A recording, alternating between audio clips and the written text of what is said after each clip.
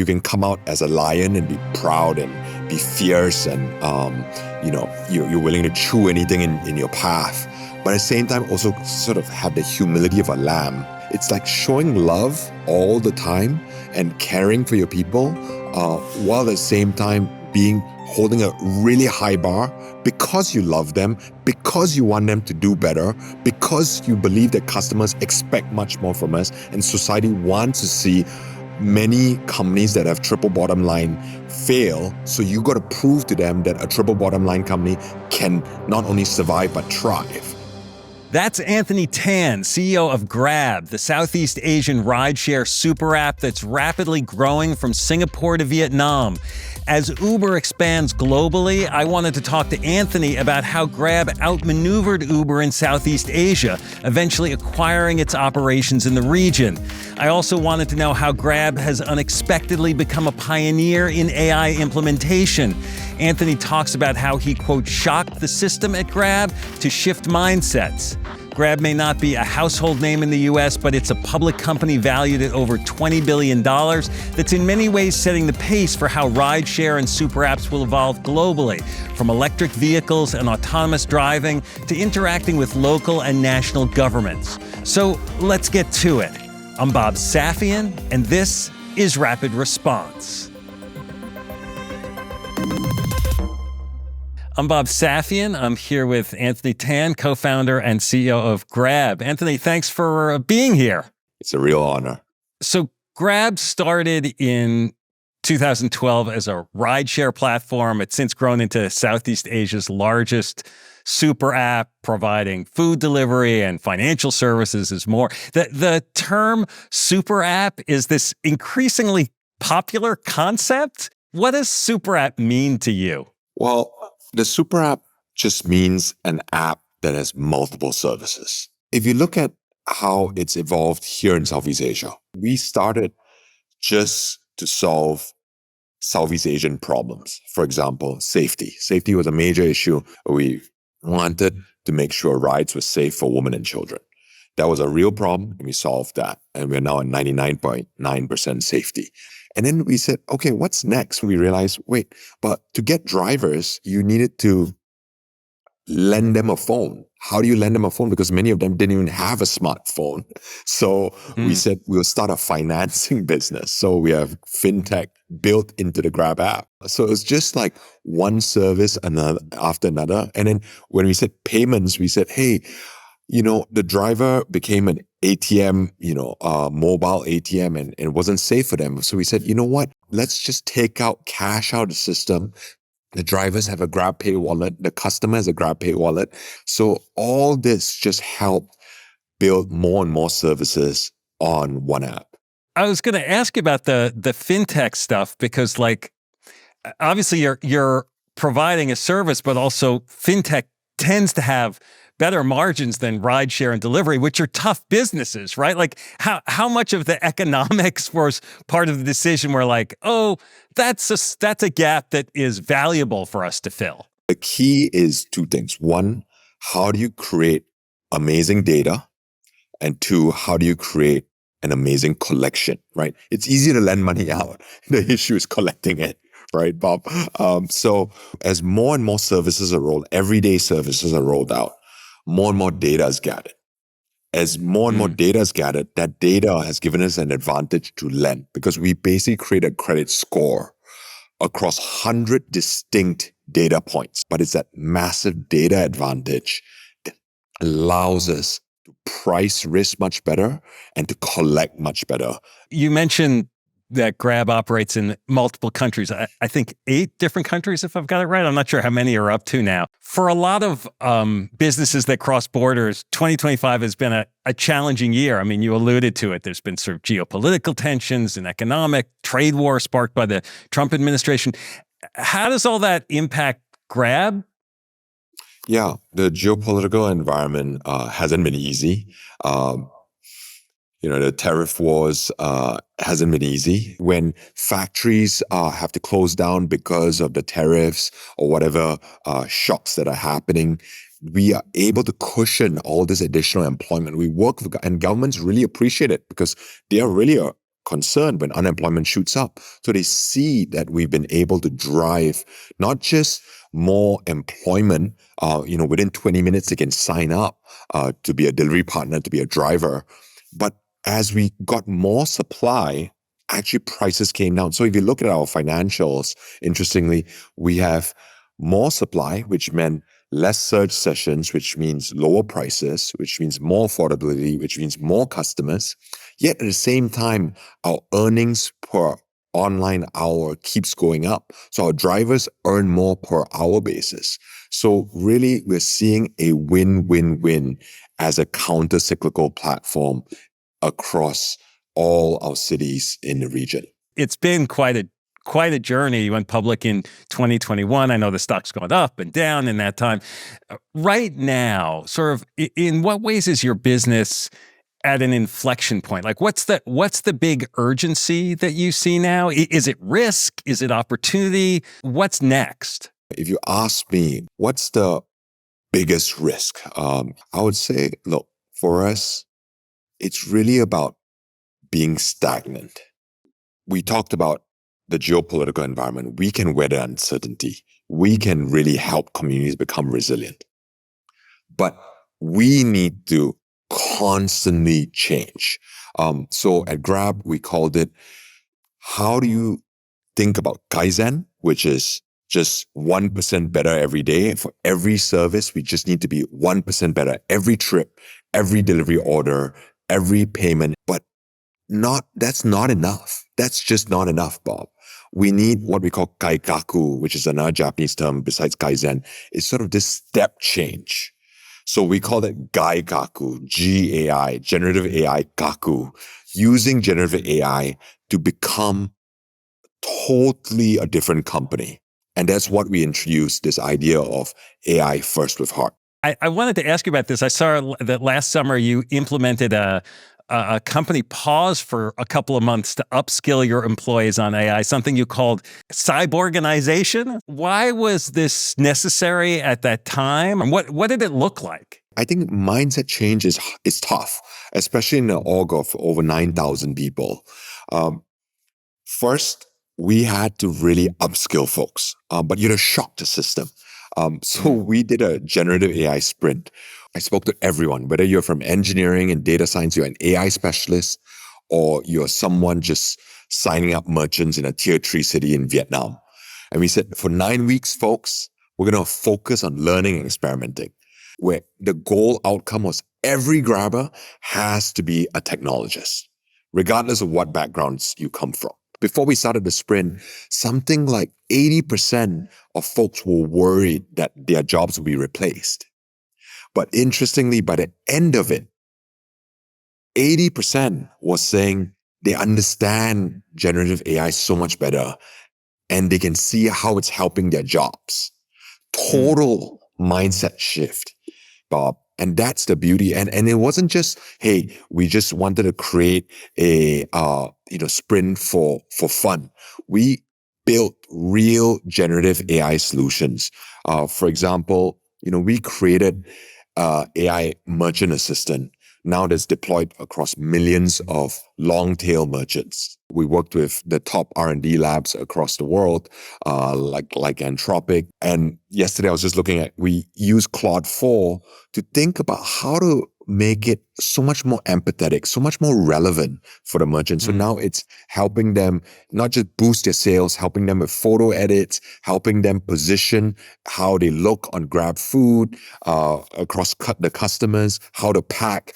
They even ask questions, Bob, like, oh, business isn't good. Times are tough. Can you give me some encouragement, sis? And the merchant assistant talks in such an empathetic, such an encouraging way as their personal best friend.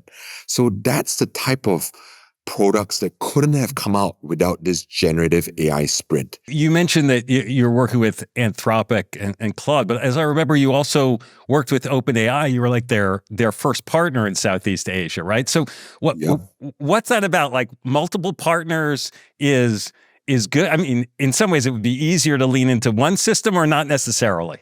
You want to find the best solutions for these real world challenges. We want to partner the best.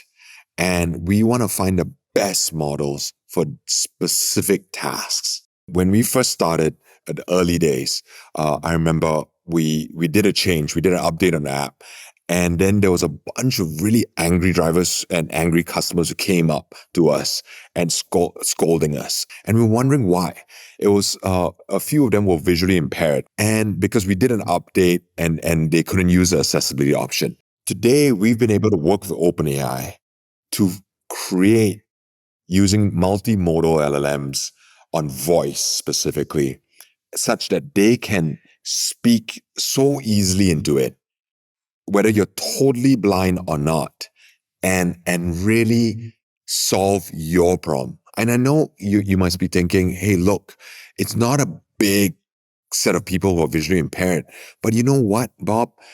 It helps these individuals in such a real, large scale impact way to them individually. We're not just deploying it for, as we think about just visually impaired, we're thinking about the elderly group, the silver generation, right? So again, we first started with large impact for a small group of people.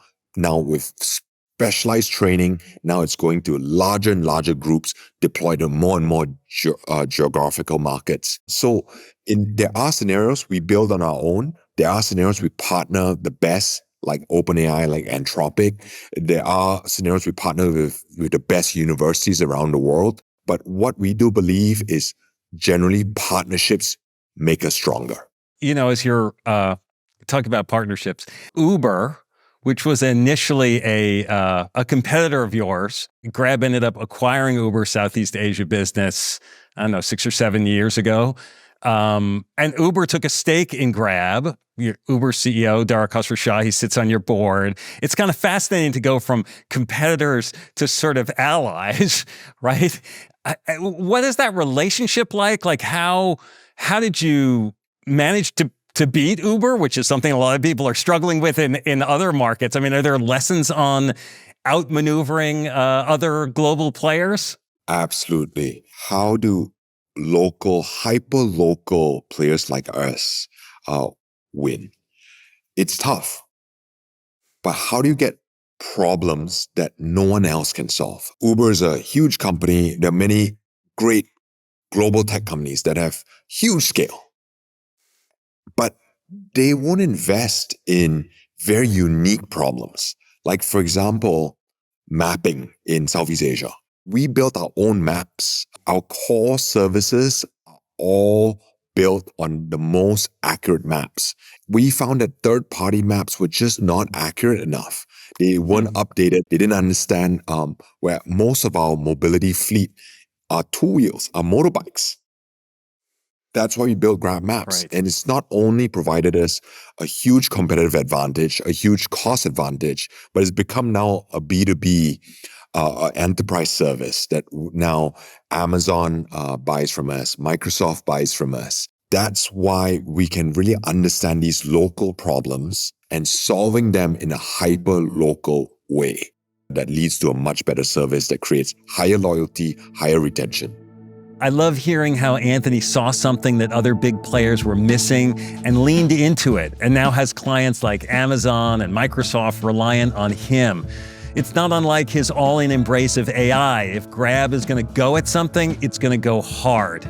Now he shares his strategy on electric vehicles, autonomous driving, and what stands out about Southeast Asia-based businesses. Plus, lessons on how to cultivate both hunger and humility to build a winning team. Let's jump back in. One of the things Grab has been dedicated to is using a lot of electric vehicles, EVs. We've partnered with the likes of BYD. You know, in the US, a lot of organizations have rolled back sustainability efforts this year. Like, what role does that play in your roadmap looking forward?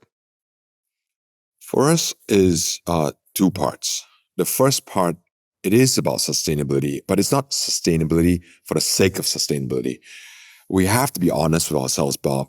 Climate change does impact livelihoods. Our drivers, just recently in Philippines, when there was a massive flood, our drivers couldn't move. That impacts business. That impacts their lives. That impacts their livelihoods, our lives, and our business metrics dropped in Manila when that happened. we have to care about the environment. When we think about EVs, we think of it in that light. We need to hit our goal of being carbon neutral by 2040. And EVs is just part of one of the solutions. We have invested several hundred millions of dollars in low emission vehicles that are really primarily on our platform so that we can drive this agenda. Not all markets have EV infrastructure ready. You want EVs everywhere, but the problem is a lot of the charging infrastructure just isn't ready. So we had to Yes. partner governments to make sure the EV infrastructure is strong. We had to work with many companies around to make sure financing is available, not just for the EV cars, but also for EV bikes, motorbikes, but also for PMDs, personal mobility devices. And then, of course, building, as I said, with Grab Maps, we've been able to cut travel time, which again reduces carbon because of our maps, because of our AI that is an auto-adaptive across our entire system. So for us, honestly, Bob, it is mission critical, and we have very clear goals, very clear plans to get there. I wanted to ask you about also autonomous vehicles, which rideshare companies over here, Uber included, are making a lot of deals around, pretty focused on. You've been a little bit more cautious about AVs for your markets. It is going to take a longer ramp up time in Southeast Asia. Why? Because the road infrastructure is very different. Outside of Singapore, it is much messier, to say the least. It's much less developed. If you've been to Jakarta or Bali or Phuket, it is behind many of the road infrastructures that you're used to in the West. That's one. The second is that the labor cost, again, outside Singapore, very, very much lower labor costs.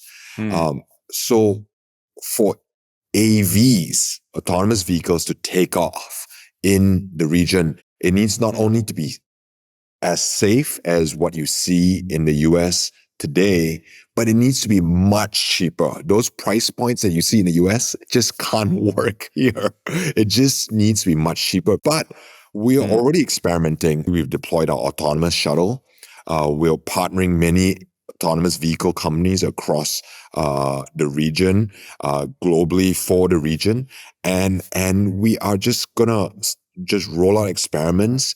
Many AV companies might not care about drivers. For us, we have to care because drivers make up 99.99% of our business today. So we have to think about not just the displacement effects, but also the augmentation benefits. So we're really thinking about saying, hey, for every driver, how can he become a safety driver? How can they become remote pilots during edge cases? How can we think about them becoming data labelers? We've been upskilling our drivers for a long time, Bob. In the driver app, you would see how we've partnered MasterCard, how we partnered Microsoft to have our curriculum in micro learning segments. We think about how to create new jobs as we think about the AV world. It sounds like you see plenty of opportunity still in the region that you're in to not have to look further, or how much as you say, you're in 8 countries and all these cities. Just expanding in those markets is enough right now. There's so many problems to solve in the region.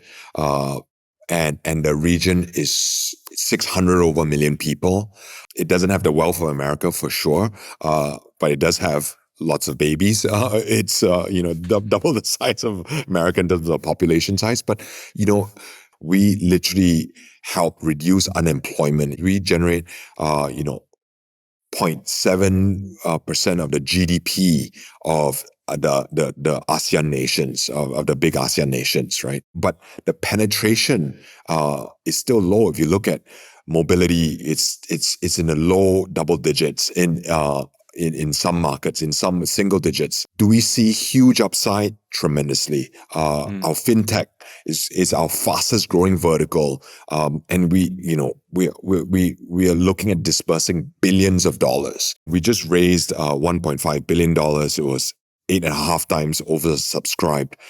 We are looking at M&A opportunities, even globally. Here in the US, there is so much attention paid to China, to China's economy. From your perspective, like, is the US too obsessed with China? I mean, what do folks here most misunderstand or underestimate about other Southeast Asian and Asian businesses? The culture here is one that needs tremendous humility, but tremendous hunger, all at the same time. Our leadership culture is based on 4H, right? Of hunger, of humility, of honor, and heart, right? Hunger, look, we know we just have to outwork everyone because it's a tougher market. It's much lower margins. Prices are much lower, and just have a much lower cost structure. Second, you just need to be extremely humble. Know that you're not the smartest guy in the room. In fact, most people are smarter than you, so you just gotta take feedback all the time. I get scolded. Just recently, last week, I got scolded by drivers, by driver leader groups, to say, "Hey, you're not doing a good enough job here." And I love getting that feedback. Right? Just tell it to me so I can learn and iterate. And then from there, I called my leaders and said, look, these are things we have to change. And the good news is that because of the culture is so prevalent that they can take the feedback and iterate very quickly, then this hard to serve. The culture, you asked me, in those days, and this was pre-Dara, with Uber, the culture to work with governments, not fight them, head on, but work with them and say, look, we're in this together. The heart to serve communities, the passion to serve, whether it's the vision impaired community, whether it's the silver generation, helping governments digitize their communities, and just honor that whatever we say, we're going to do. So I can't talk about American obsession, but I can say I think the culture is one part that has made a lot of our global peers sort of look at Asia and say, hey, these are things that we could learn as well. In the early days of Grab, I understand, like, you put all your money into the business. You're working 20 hours a day. You're talking about the hustle there. Has the job gotten any easier? Or is it just different now? Bob, my hours haven't changed. 13 and a half years later, I still wake up, for this interview at 6 a.m. I finish work at 11:30. Look, the reality is, it doesn't change. And I don't want it to change in the sense of, I still love, every week, my assistant, now I can afford to have an assistant, really has been able to tell me, in 26 weeks of the year, you traveled for 25 weeks. Because I need to go to the ground. In the early days, I was by the large monsoon drains that were really smelly, pounding the table, screaming louder than the competitors to make sure we were recruiting drivers, having, the local chocolate milk to, incentivize them to sign up with us. That hasn't changed. Last week, I was still with drivers, learning from them and getting scolded. Not much has changed. You have so much passion about this, and certainly your expectations are high. Are you hard to work for? Like, I mean, you're demanding. People would say very high intensity. They would say, but I do believe in this concept. I come from a faith that believes that you can come out as a lion and be proud and be fierce, and you're willing to chew anything in your path. But at the same time, also sort of have the humility of a lamb, and so I always talk about, how do you be really bold, but have tremendous empathy? A lot of times you're wrong, and I'm wrong, and that we're a constant work in progress. So I think it's like showing love all the time and caring for your people, while at the same time holding a really high bar, because you love them, because you want them to do better, because you believe that customers expect much more from us, and society wants to see many companies that have triple bottom line fail. So you got to prove to them that a triple bottom line company can not only survive, but thrive. So what's at stake for Grab right now? What's at stake? Lots at stake. We have 13 million drivers and merchants registered on Grab. We are probably one of the largest enablers of jobs. We need to hold ourselves to such a high bar. We must thrive and help them along this journey to really be embraced in an AI first, in a AV hybrid world. And the best way is to start early, invest in them now, even before AVs are here, and reflect those values in every decision we make every day. Well, Anthony, this was great. Thanks so much for doing it and taking the time on an early morning. No worries, Bob. For you, anytime. When Anthony used the phrase triple bottom line, it struck me how much that concept has gone out of vogue in certain business circles. The idea that a company needs to deliver positive results financially, socially, and environmentally. I'll be honest that I didn't expect a ride-sharing app, even a regional super app, to be quite so focused on succeeding across these multiple goals. But I think it's a great reminder, especially in 2025, of the responsibility that business leaders have and the opportunity. The irony, as Anthony alludes to, is that what's good for society and your people, what's good for the planet and the environment, it's almost always good for your finances too. Maybe not in the very beginning, but in the long run. And so if we want to build a business that stands the test of time, that positively impacts the future, why shouldn't triple bottom line be a consideration for everyone? My humble thought for the day. I'm Bob Safian. Thanks for listening.